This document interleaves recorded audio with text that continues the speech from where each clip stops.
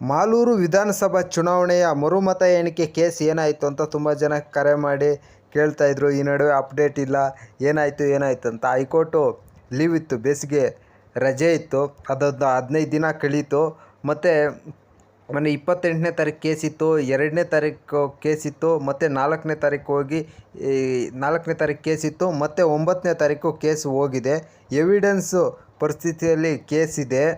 ಆದಷ್ಟು ಒಂದು 2 ತಿಂಗಳಲ್ಲಿ ಕೇಸ್ ಮುಗಿಬೋದು ಅಂತ ಅಡ್ವೊಕೇಟ್ ಮೂಲಗಳಿಂದ ಮಾಹಿತಿ ಹಾಗೂ ಈಗ ಕೇಸ್ ಹಾಕಿರೋರು ಮಾಜಿ ಶಾಸಕರಾದಂಥ ಮಂಜುನಾಥ್ ಗೌಡರು ಅವ್ರ ಕಡೆಯವರ ಮಾಹಿತಿ ಏನಂದರೆ ಆದಷ್ಟು ಬೇಗ ಕೇಸ್ ಕ್ಲಿಯರ್ ಆಗುತ್ತೆ, ರೀಕೌಂಟಿಂಗ್ ಬರ್ತದೆ ಅಂತ ಹೇಳ್ತಾ ಇದ್ದಾರೆ.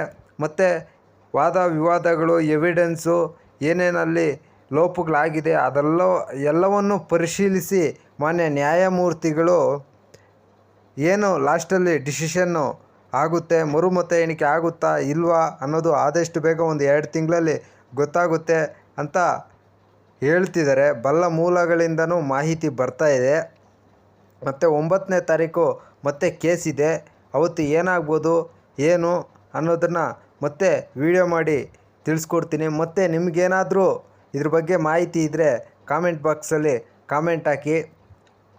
9ನೇ ತಾರೀಕು ಮತ್ತೆ ವಿಡಿಯೋ ಮಾಡಿ ಅಪ್ಡೇಟ್ ಕೊಡ್ತೀನಿ. Thank you.